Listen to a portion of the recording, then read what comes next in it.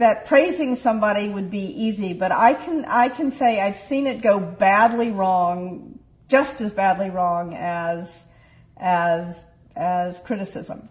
The reason is really for the same reason that you don't want to go to somebody and say you're stupid. You don't want to go to somebody and say you're smart. It's not very specific. It's not very clear. They don't know what to do about it. And they don't know how to do more of it. And furthermore, if they screw up next time, then all of a sudden you're sort of saying, well, now you're stupid because you screwed up. So you want to be very specific with praise as well as with criticism.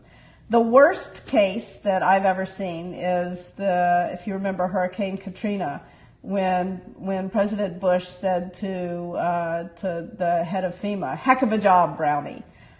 Everybody knew he was doing a terrible job. Bush was just trying to be nice. He was sort of being cruelly empathetic. But in fact, there's a video of Brown saying it was the worst thing that ever happened to him in his career, that praise from Bush. I think Carol Dweck explains the role of brutal honesty in praise best. She says, if you give your kid a math assignment and they get it right just like that, the worst thing you can do is say, you're so good in math. The right thing to say, according to Carol Dweck, is, oh, I'm sorry I wasted your time. Let me give you something that's more challenging.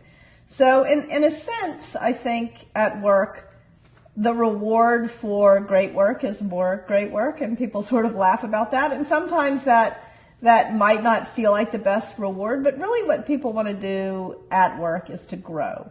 And so when somebody does something great, giving them an even bigger challenge can sometimes feel maybe a little brutal, but it's the right thing to do to help people grow.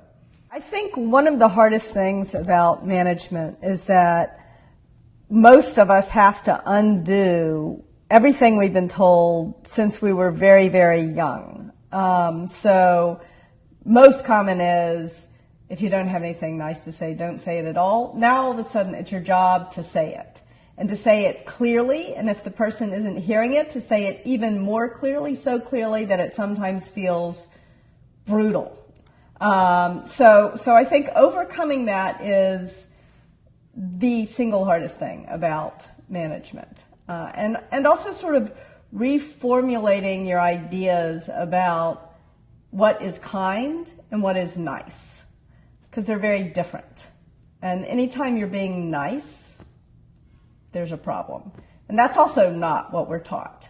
And one of the things that is funniest to me about this is that even though I know this, and I spend my days at work teaching people this, and I believe it very firmly, and I am writing at night a book about it, I still find myself falling in the trap of saying to my children, that's not nice. I don't think I've ever said to them, if you don't have anything nice to say, don't say it at all, but I've come close. So these are deeply ingrained things, and overcoming them is hard. How does an asshole praise somebody, right? Leaving them feeling really unhappy and belittled, and being totally unclear. Well, I'll give you an example. When I was in high school, I had an internship at a bank, and a senior person at the bank walked up to me and he said, I hear you're going to Princeton. I didn't know they let pretty girls into Princeton. So that's an example of how an asshole gets. He was not, I wanted to be I wanted to be praised for my intelligence and the good job I was doing, not my looks. So that's an example of how an asshole gets. I think he actually probably thought he was flattering me, but I don't know. I thought he was a jerk.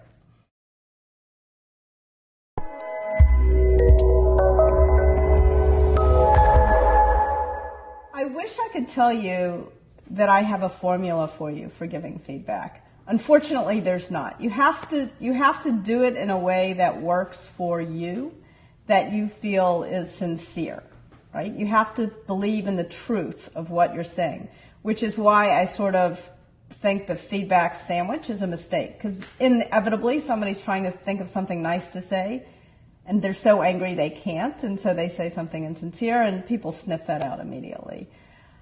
The other thing I would say about giving feedback that is an absolute but not a formula is that you've got to measure understanding and clarity not at your mouth but at the other person's mind. You've got to make sure that they really understand what they're saying to you. The thing that has been the most effective for me in giving feedback and in overcoming my Southern upbringing of never saying anything mean is just a simple 2x2. On the vertical axis, there's a smiley face to a frowny face. On the horizontal axis, there's unclear to clear. The only thing I try to pay attention to is clarity. And if I'm moving towards clarity, even if the other person is getting unhappy, I know I'm doing the right thing. If I feel myself sort of waffling or not being as clear as I should be in order to make the person smile, I know I'm not doing my job. And that simple framework has helped me overcome years of polite Southern upbringing and try to be an effective manager. We all want to go straight to that upper right-hand quadrant, which is trust built over time. But the most important thing to do is to realize that actually that trust gets built in the bottom right-hand quadrant, in that brutal honesty quadrant, both with praise and with criticism. When I was running Juice Software, which was a company I started in New York in 2000, I was working with a person who was doing a terrible job. And it got to the point where this person was creating such negativity in the office that you could feel it when you walked in the door. It was really becoming a toxic situation. And nobody was willing to confront the person, and I was also not doing a good job confronting the person.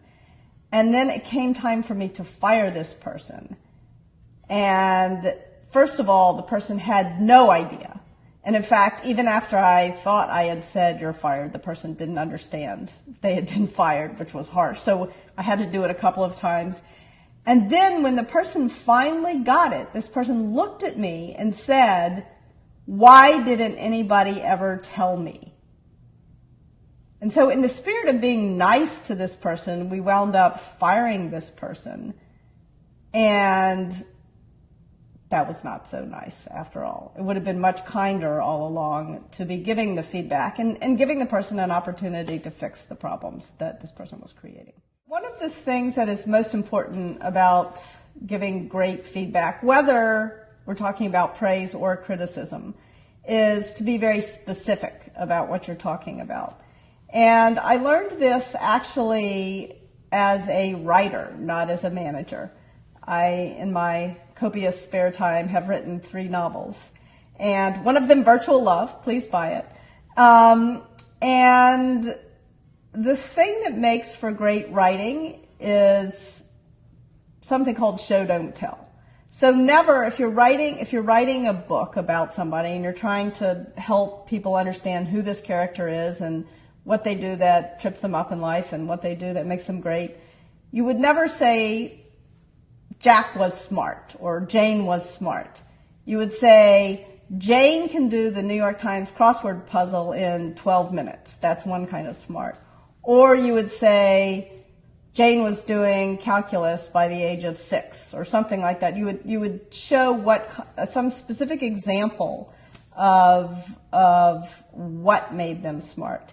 And I have found that in writing, both in giving impromptu feedback, which I think is the most important thing you do as a manager, is the impromptu, but also in writing more formal performance reviews, taking that sort of short story attitude and giving very specific examples about what happened and what was the impact of that happening, what the person did and what was the impact, is the best way to get through to them.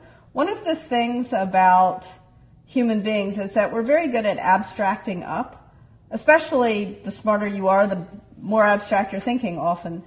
It also, as you abstract up, opens up an enormous range of miscommunication. If I say, you were rude, then the person could think, I better not say what I really think, which would be the opposite of what I was trying to tell the person. So giving specific examples of the rudeness and showing the impact of it, and then talking to the person about different ways of handling that situation is more helpful, I find. Often, it can be really hard just to come out and say it, especially for me, if the issues are sort of small but really tripping somebody up. So, for example, there was somebody who I worked with who just stood too close. And people didn't want to meet with him because he would just get 2 inches too close to you, and sometimes maybe 4 inches too close to you. And it's hard, it's awkward to talk about personal things. If somebody smells bad or is not brushing their teeth or whatever, it's awkward.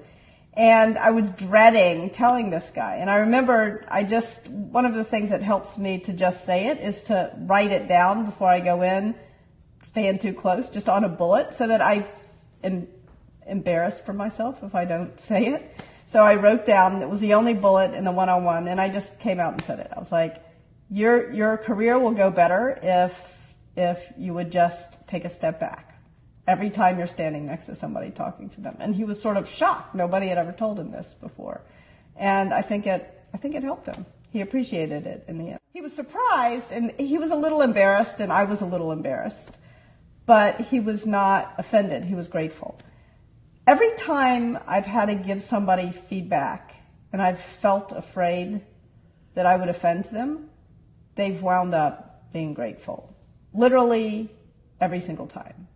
It's remarkable. Cruel empathy is the notion that so many of us have, and it's the biggest mistake that I think managers make.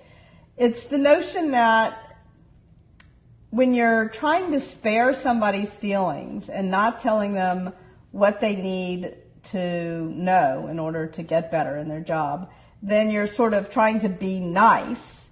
But in the long run, in the worst cases, you have to fire them, which is not so nice after all. So in the spirit of empathy, because you understand how the person will feel and you're trying to spare those feelings, you're not giving them information that they need to have, which is cruel in the end.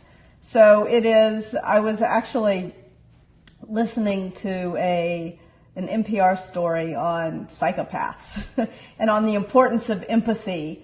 And I was thinking, obviously, empathy can be a very good thing. It can be wonderful, but it can also be a very negative thing if misused. If you become a slave to your empathy for somebody else's feelings, if you can't rise above that and think about the long term, what's best for the person. That's what I mean in the distinction between being nice and being kind. You want to be kind, not nice.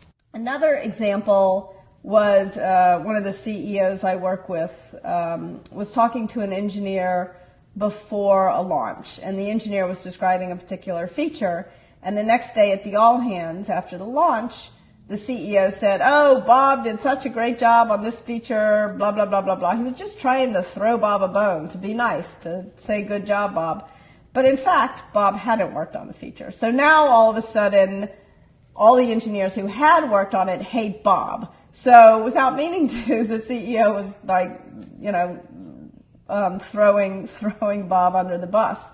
So what he needed to do, one of the best pieces of advice I ever got on giving praise came from a woman, Karen Supprell, who I work with at Apple, and she asked a question. She said, "How long do you think about and do you investigate a situation when you have to criticize somebody? How long do you think about a situation and do you investigate the facts when you have to praise somebody?" And generally, people say they spend 5 times longer on criticism than praise, but it's just as important to get your facts right when you're praising somebody. To be very clear.